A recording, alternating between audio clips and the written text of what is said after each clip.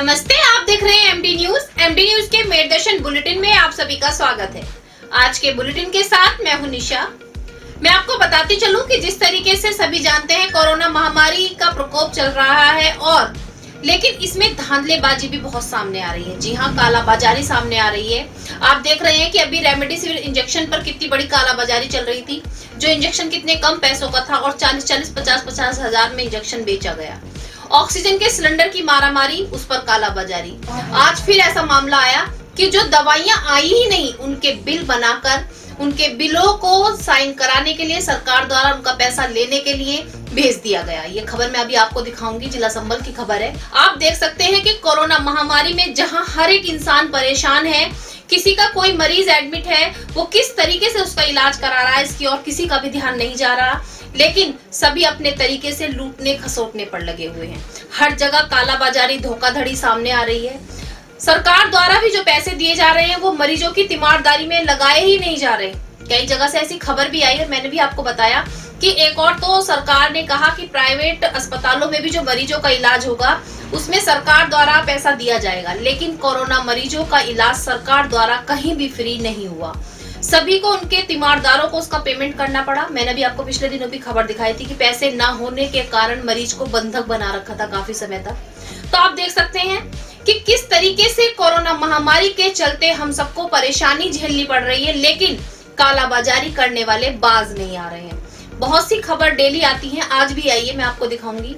दूसरी ओर मैं आपको बार बार बताती हूँ कि सरकार के लिए आप केवल एक आंकड़ा है, आपकी केवल एक गिनती होगी। आपको यदि कुछ हो जाता है तो यही कहा जाएगा कि कोरोना मरीजों में एक पेशेंट और बढ़ गया, लेकिन आप फिर भी उस चीज को समझने के लिए तैयार नहीं है। गंगा स्नान करने के लिए जबकि लॉकडाउन चल रहा है, हजारों की भीड़ पहुंच रही है। ये खबर भी मैं आपको दिखाऊंगी, जिसमें आप देख सकते हैं कि लॉकडाउन लगा हुआ है। सरकार की गाइडलाइन है कि कोई भी फेस्टिवल्स इस तरीके से ना मनाएं, संयुक्त रूप से कहीं भी इकट्ठा ना हो। लेकिन ये आप सबको खुद सोचना है कि जहां नियम बताए गए हैं हमें पालन करना है। फेस्टिवल्स फिर आएंगे, मैं आपको बार बार समझाती हूँ कि फेस्टिवल्स तो फिर आएंगे, लेकिन कोरोना महामारी से यदि कोई भी व्यक्ति संक्रमित हो गया तो आप सोच भी नहीं सकते कि उसका पूरा परिवार कितना परेशान होगा। इसलिए बार बार आप लोगों से कह रही हूँ कि नियमों का पालन करें। MD paramedical and hotel management institute Bharat सरकार द्वारा मान्यता प्राप्त। छात्र छात्राओं के उज्जवल भविष्य के लिए paramedical diploma degree certificate course, hotel management diploma degree course प्रवेश प्रारंभ। Shraddhapuri, Kankarkheda, Meerut. MD paramedical and hotel management institute लाया है एक ही छत के नीचे छात्र छात्राओं का उज्जवल भविष्य। Hotel management diploma degree course व nursing, dental, first aid, lab, OT, x ray diploma degree course. Shraddhapuri, Kankarkheda, Meerut. 9760141320। आज के समाचारों के प्रायोजक हैं खेमचंद पहलवान, पूर्व सदस्य Uttar Pradesh Congress committee. Arvind Kumar Gupta, Marwari Bhoj, metro plaza, Delhi road, Meerut. Doctor Bina Rani Agarwal, समाज सेविका। अब नजर डालते हैं आज की हेडलाइंस पर, जिसके प्रायोजक हैं जूम डिजिटल मूवी वर्ल्ड। दिन प्रतिदिन घट रहा है कोरोना मरीजों का आंकड़ा, मरने वालों की संख्या में भी आ रही है कमी। वहीं कोरोना को हराकर घर जाने वालों की संख्या बढ़ रही है तेजी से। कोरोना से जंग के लिए युवा मंडल व महिला मंडल के कार्यकर्ताओं ने मेरठ कैंट के 8 वार्ड के मरीजों को अस्पताल पहुंचाने के लिए निःशुल्क गाड़ी की व्यवस्था। पीपी किट से लैस सैनिटाइजिंग कराने वाली टीम को भी किया तैनात। लखनऊ में सफाई कर्मचारियों पर पुलिस द्वारा किए गए लाठीचार्ज का मामला पकड़ता जा रहा है तूल। बृहस्पतिवार को भीम आर्मी के जिला प्रभारी विजेंद्र सूद समर्थकों के साथ पहुंचे जिलाधिकारी कार्यालय। उचित कार्यवाही की मांग को लेकर जिलाधिकारी के माध्यम से मुख्यमंत्री को भेजा ज्ञापन। पालिका बाजार के व्यापारी बृहस्पतिवार को पहुंचे जिलाधिकारी कार्यालय। अपनी दुकानों से माल निकालने को लेकर जिलाधिकारी को सौंपा ज्ञापन। पुलिस कर्मियों द्वारा जनसेवा कैंप लगातार है जारी। बृहस्पतिवार को बेगमपुर चौराहे पर पुलिस द्वारा जरूरतमंदों को बांटा गया निःशुल्क 2 समय का भोजन व बिना मास्क आने वाले लोगों को बांटे गए मास्क। हिंदू युवा वाहिनी द्वारा बृहस्पतिवार को बागपत अड्डा मेट्रो प्लाजा पर जरूरतमंदों को किया गया भोजन मुख्य अतिथि रहे विधायक सोमेंद्र तोमर। थाना सरदना क्षेत्र के बपारसी गांव में चुनावी रंजिश के चलते पड़ोस के दबंगों ने पड़ोस में रहने वाले एक परिवार पर किया जानलेवा हमला। एक व्यक्ति की मौत, 10 लोग गंभीर रूप से घायल। पीड़ित महिला ने एसएसपी कार्यालय में लगाई इंसाफ की गुहार। कहा, कंकड़खेड़ा थाना क्षेत्र में दी तहरीर, पुलिस नहीं कर रही कोई भी कार्रवाई। जिला संबल में देश के प्रथम प्रधानमंत्री पंडित जवाहरलाल नेहरू की पुण्यतिथि के अवसर पर यूथ कांग्रेस जिला अध्यक्ष काजी हम्माद मुबीन के नेतृत्व में कार्यकर्ताओं ने गुन्नौर नेहरू चौक पर नेहरू जी की प्रतिमा की साफ सफाई कर प्रतिमा पर माला अर्पण कर दी श्रद्धांजलि।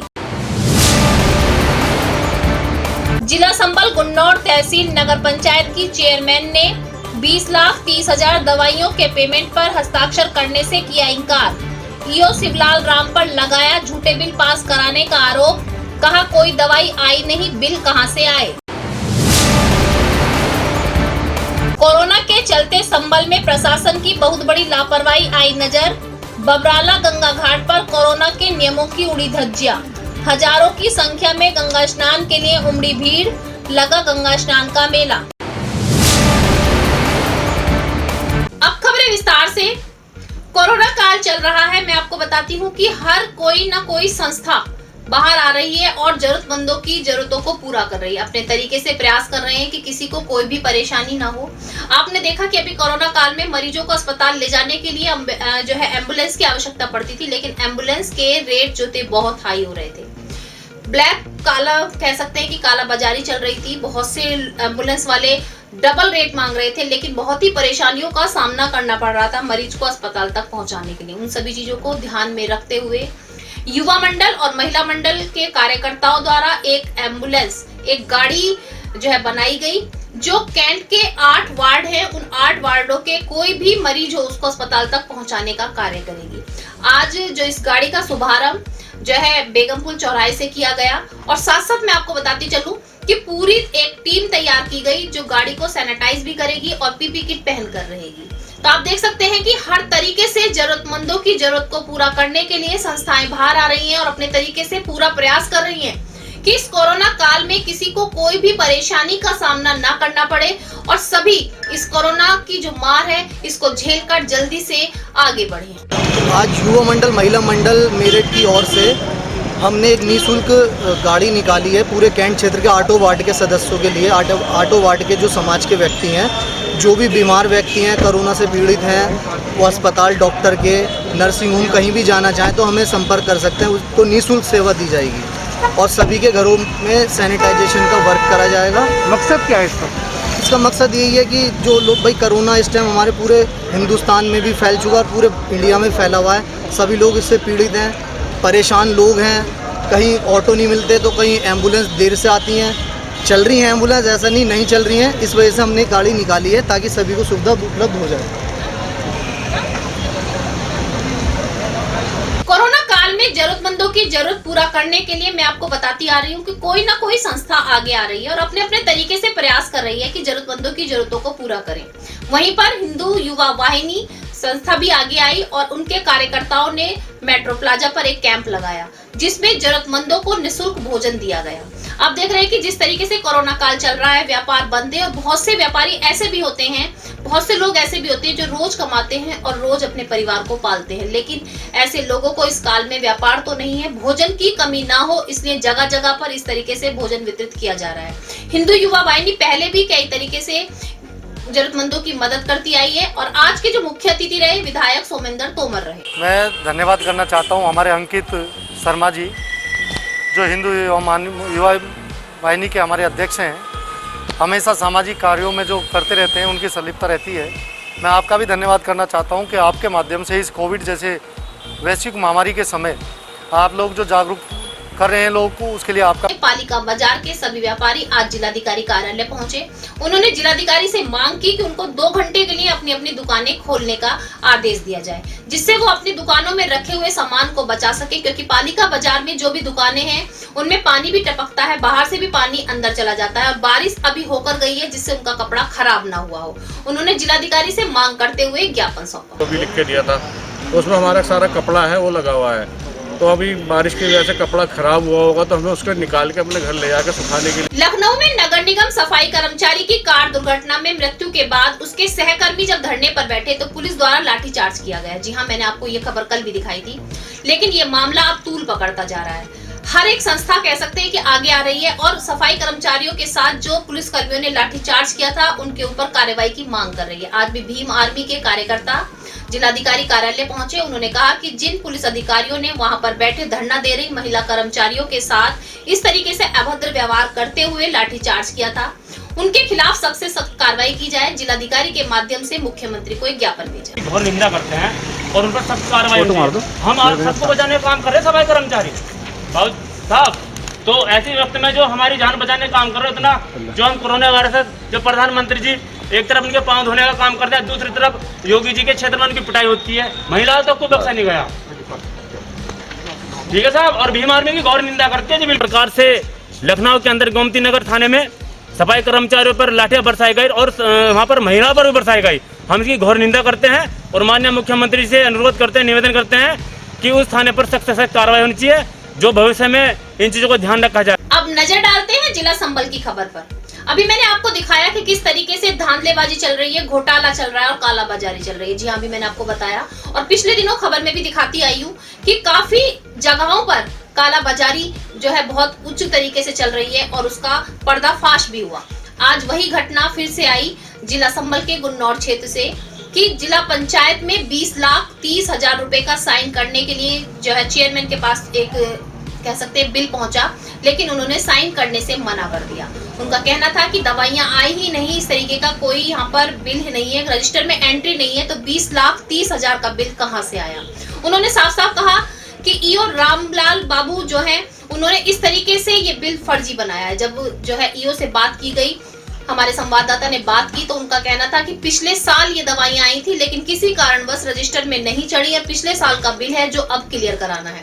दूसरी बात, हम हमारे मेरठ दर्शन के संवाददाता ने अधिकारियों से भी बात करनी चाहिए, तो अधिकारी बोल रहे हैं कि ये पिछले महीने दवाइयां आई हैं। अब आप देख सकते हैं कि पिछले महीने दवाइयां आई हैं, ये पिछले साल आई हैं, लेकिन बिल तो होना जरूरी था, रजिस्टरों में एंट्री होनी बहुत जरूरी थी। 20,30,000 की धांधलेबाजी कितने जोर शोर से सामने आ रही है।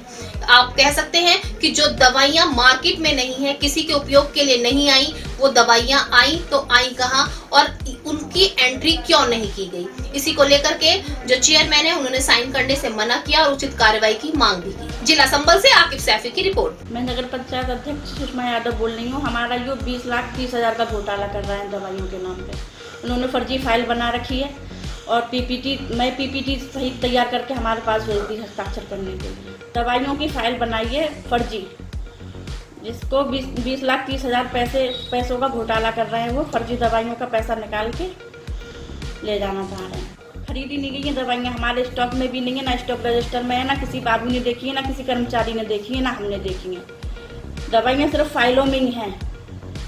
ये सब जैसा एक मामला सामने आ रहा है कि 20,30,000 रुपए का कुछ दवाइयाँ इस कोरोना काल के लिए खरीदी गई हैं, लेकिन ना तो वो स्टॉक आपके यहाँ है, ना आपके रजिस्टर्स में, ना पेपर्स में। इसमें शासन में भी शिकायत है और ये मामला जो है शिकायत के अनुसार सरकारी धन की बंदरबाट का है। क्या है मामला जी? मामला ये है कि ये जो दवाइयाँ आई हैं अध्यक्ष महोदय की स्वीकृति से, हमारे और अध्यक्ष महोदय की स्वीकृति से जेम पोर्टल से क्रय की गई है।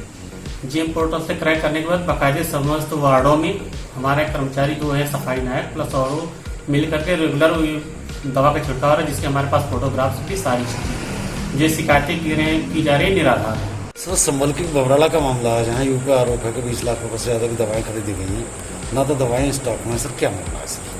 नहीं, इस संबंध में शिकायत प्राप्त हुई है और इस शिकायत की जांच के लिए अपर जिलाधिकारी महोदय को सौंपा गया है। तो जांच होने के बाद ही क्लियर हो पाएगा कि वो उसमें क्या मामला है।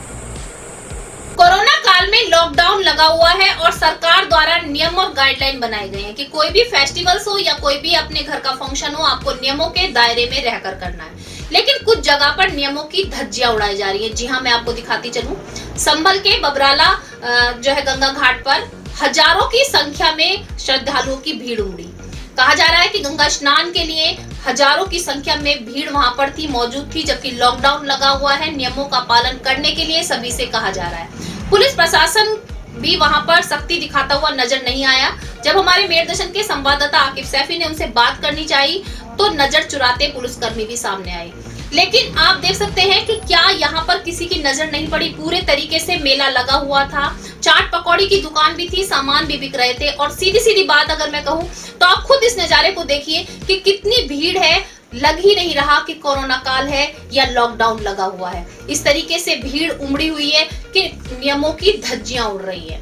मैं आपको बताती चलूं, बार बार आप लोगों को यही समझा रहे हैं कि पुलिस प्रशासन इसमें क्या करेगा। पुलिस प्रशासन की सख्ती मैं मान सकती हूं, लेकिन उसके बाद भी बार बार आप लोगों को समझाया जा रहा है कि ये केवल आप लोगों की जिम्मेदारी है कि नियमों का पालन करें।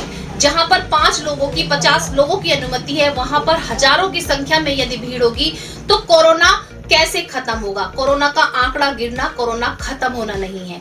मैं बार बार आप सभी लोगों से कह रही हूँ कि आप सरकार के लिए आंकड़ा है, लेकिन अपने परिवार के लिए एक जान है। इसलिए नियमों का पालन करें। फेस्टिवल्स अगले साल भी मनाए जा सकते हैं, गंगा स्नान अगले साल भी होगा, लेकिन अपना बचाव बहुत जरूरी है। जिला संबल से आकिब की रिपोर्ट। लग रहा है बाबा क्या पब्लिक तो आगे पुलिस गंदा फेर रही है और आश्रम की माँ जो चौथ रही है आगे चमचा साले यहाँ पर। क्या हुआ है बाबा, जैसे पूरी बात अरे दुकानदार लगाएगा जी सुबह ही कंट्रोल करनी थी लोगों को। सुबह से मेला नहीं लगना चाहिए था ना, सुबह से नहीं लगना चाहिए था। आज के बुलेटिन में बस इतना ही। तेज और ताजा खबरें जानने के लिए देखते रहिए मेरदर्शन। यदि आप भी हमारे साथ जुड़ना चाहते हैं तो नीचे दिए गए नंबर पर संपर्क करें और सब्सक्राइब करें MD न्यूज मेरठ।